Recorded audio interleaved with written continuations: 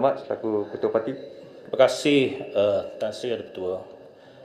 Terlebih dahulu Tan Sri Ada Ketua, saya rasakan bahawa hari ini adalah satu hari yang bersejarah dalam Parlimen Malaysia, kerana hari ini kita akan memulakan proses penggubalan satu rang undang-undang Akta Anti Lompat Parti, iaitu kerana pindaan perlembagaan ini merupakan satu enabler kepada satu Akta Anti Lompat Parti digubal.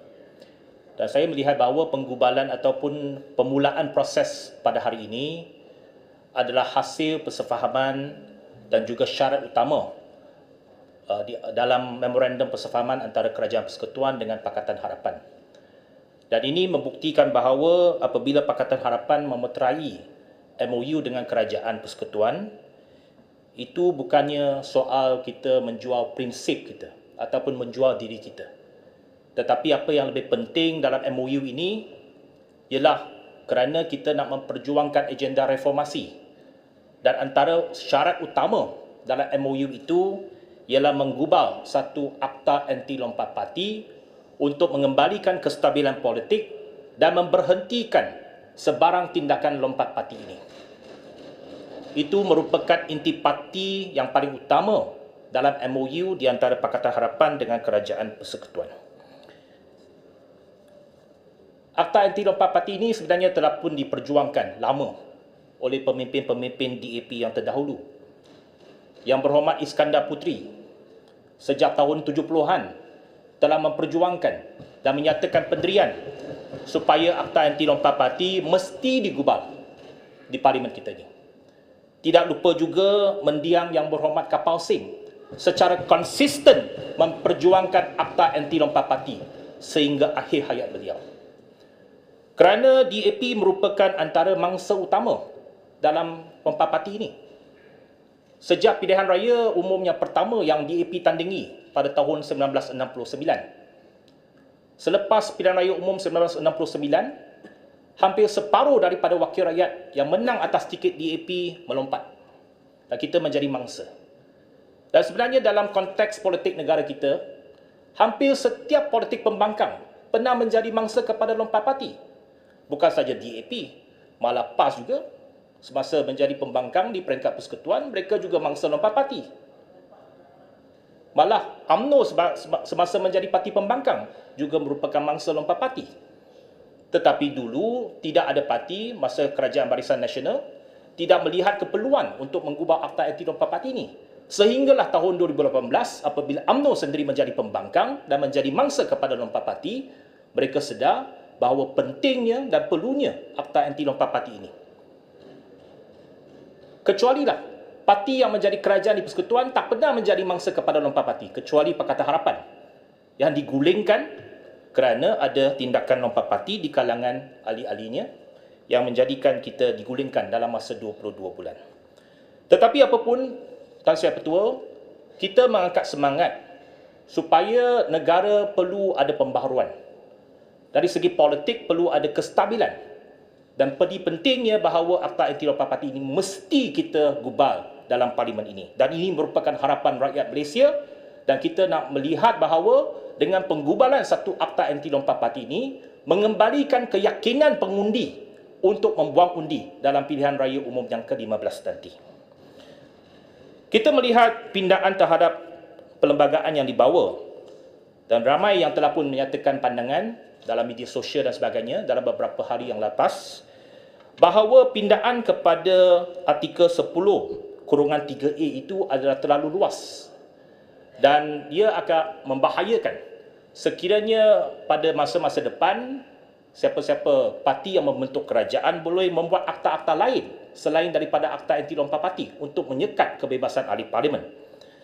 Justru itu pada pagi tadi saya bersama dengan Yang Berhormat Ketua Pembangkang, Yang Berhormat Puchong, Yang Berhormat Kulim Bandar Baru telah pun berjumpa dengan Yang Berhormat Bera dan beberapa pimpinan dalam parti kerajaan.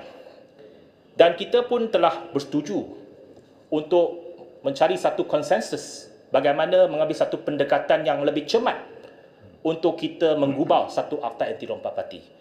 Iaitu bahawa Yang Berhormat Bera juga bersetuju bahawa perkara 10/3A itu perlu diperhalusi dengan meletakkan perkataan-perkataan yang lebih khusus untuk menyekat hanya untuk Akta Anti Lompat Parti. Ia tidak menjurus kepada perkara yang lain. Itu pertama. Yang keduanya, juga kita bersetuju bahawa ada perlunya perkara 48/6 dimasukkan. Kerana prinsipnya, kalau seseorang itu nak melompat parti, dia boleh melompat parti.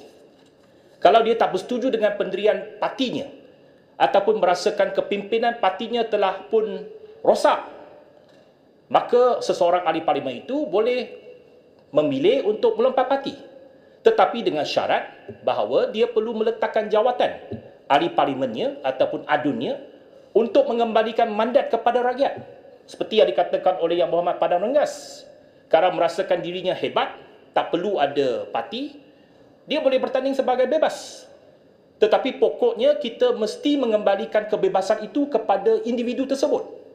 Kalau dia merasakan bahawa partinya buat salah, dia tak nak ikut perintah partinya lagi, tak apa, letak jawatan, kembalikan kepada mandat rakyat, buat pilihan raya kecil. Kalau beliau dapat meyakinkan rakyatnya, maka dia tak boleh terpilih sekali lagi untuk duduk dalam Dewan Rakyat. Tetapi pokoknya ialah perkara 48/6 mesti dimasukkan. Tuan Yang Ketua, kebebasan ini sebenarnya ada kepada rakyat Malaysia ataupun mana-mana individu sebelum tahun 1988.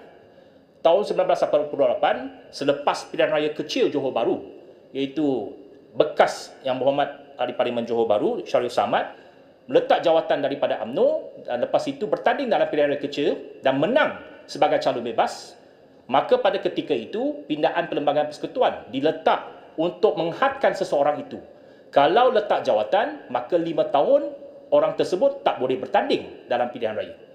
Kita rasa bahawa dalam semangat pindaan pada kali ini, perlunya kebebasan itu dikembalikan kepada rakyat Malaysia.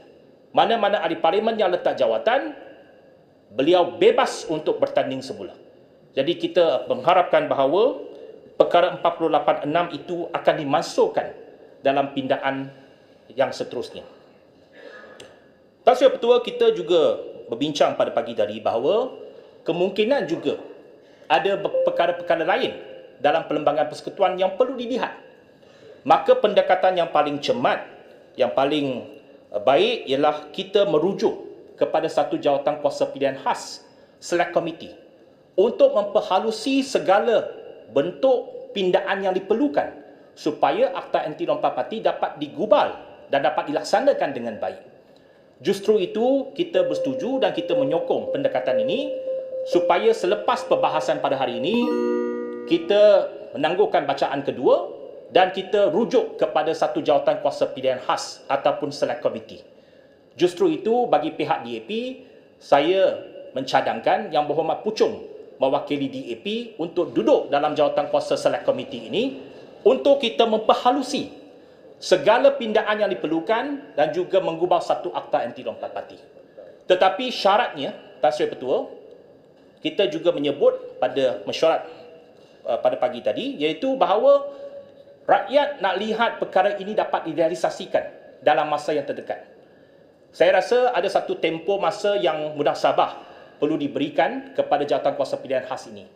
Dan suka saya mencadangkan supaya jawatan kuasa pilihan khas ini diberikan tempoh 1 bulan untuk melaksanakan segala tanggungjawab ataupun tugasan yang diberikan.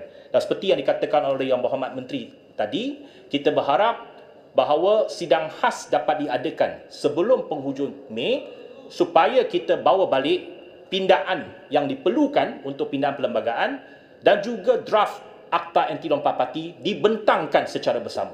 Supaya dalam sidang yang akan datang ini, kita akan meluluskan sekaligus bukan saja pindaan Perlembagaan Persekutuan untuk membenarkan Akta Anti Lompat Parti, tetapi rang undang-undang Akta Anti Lompat Parti itu juga dibentangkan dan diluluskan bersama dalam sidang khas tersebut.